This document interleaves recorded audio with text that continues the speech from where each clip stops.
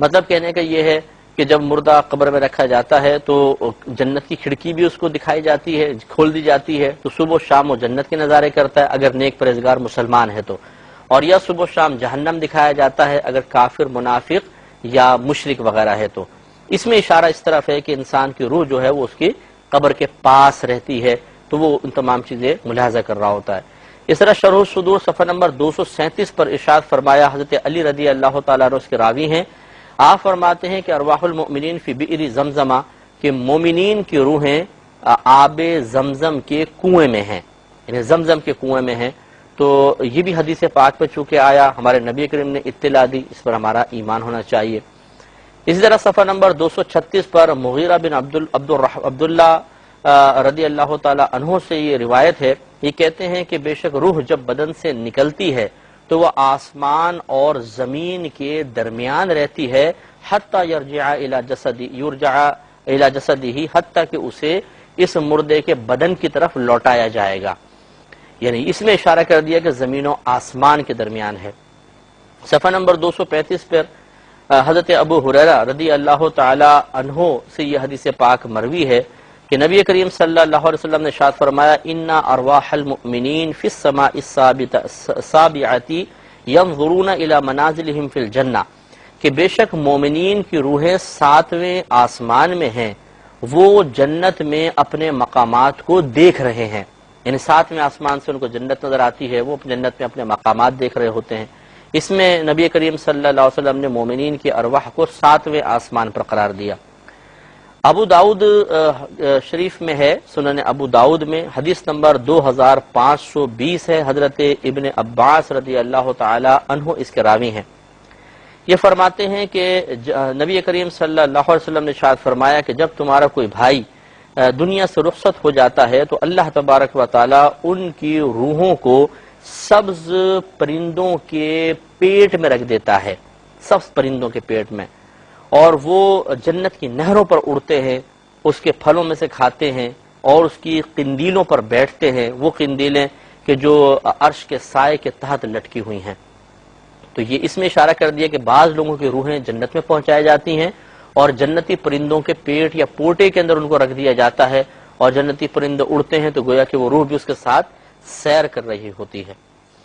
اور اسی طرح شرح صحیح مسلم جو امام نووی رحمۃ اللہ علیہ کی تصنیف ہے، اس کی جلد نمبر 2 صفحہ نمبر 286 پر آپ ایک حدیث کی شرح کرتے ہوئے جس میں رفیق الاعلی کا لفظ استعمال ہوا تھا، یہ کہتے ہیں کہ صحیح یہ ہے اور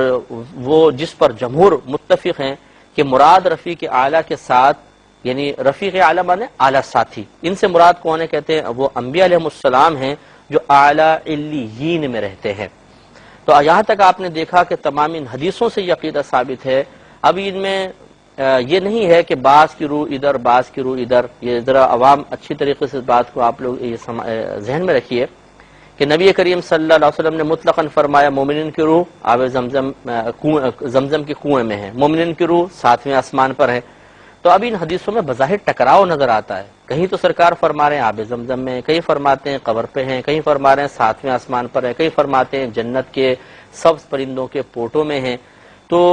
یہ علماء کا کام ہوتا ہے کہ پھر یہ کہہ کر کے جی ایک حدیث کو صحیح مان لیتے ہیں، باقی سب کے مضامین چونکہ اس سے ٹکرا رہے ہیں اس کو رد کر دیا جائے، یہ غلط ہے۔ بلکہ اب کہا ہی جائے گا کہ بعض کے بارے میں سرکار نے خبر دی کہ ان کی روحیں 7ویں آسمان پر ہیں، بعض کے بارے میں خبر دی کہ وہ قبر پر روحیں رہتی ہیں، بعض آسمان و زمین کے درمیان۔ تو اب پھر تمام حدیثوں پر عمل ہو جائے گا، تمام حدیثوں میں آپس میں موافقت پیدا ہو جائے گی۔ تو اس لیے بنیادی اصول بھی یاد رکھیے گا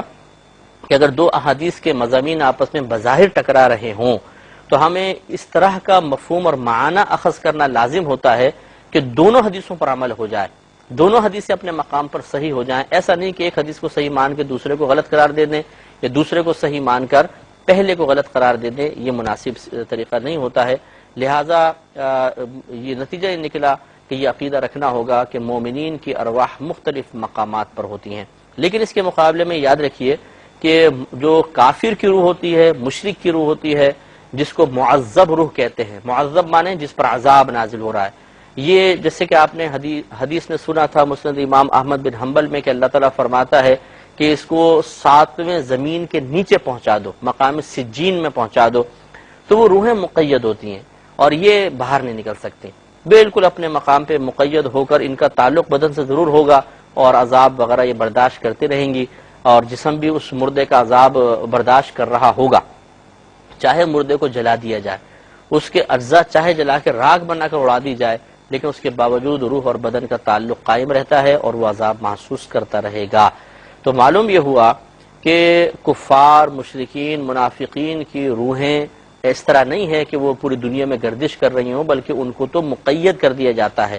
مومنین کی ارواح سیر کرتی ہیں آسمان و زمین میں، جیسے کہ ابھی ہم حدیث میں عرض کرتے ہیں، لیکن کافر کی روح معذب روح ہوتی ہے، وہ اپنے مقام پہ بند رہتی ہے۔ اس سے یہ بھی نتیجہ نکل آیا کہ یہ جو بدروح کا تصور ہے کہ جو بری روحیں آ جائیں گی، بدروح آ جائے گی، اور مطلب ہم نے سایہ سا دیکھا، وہ روح کا سایہ تھا، بری روحیں ہیں، کہیں ایسا نہیں ہوتا کہ وہ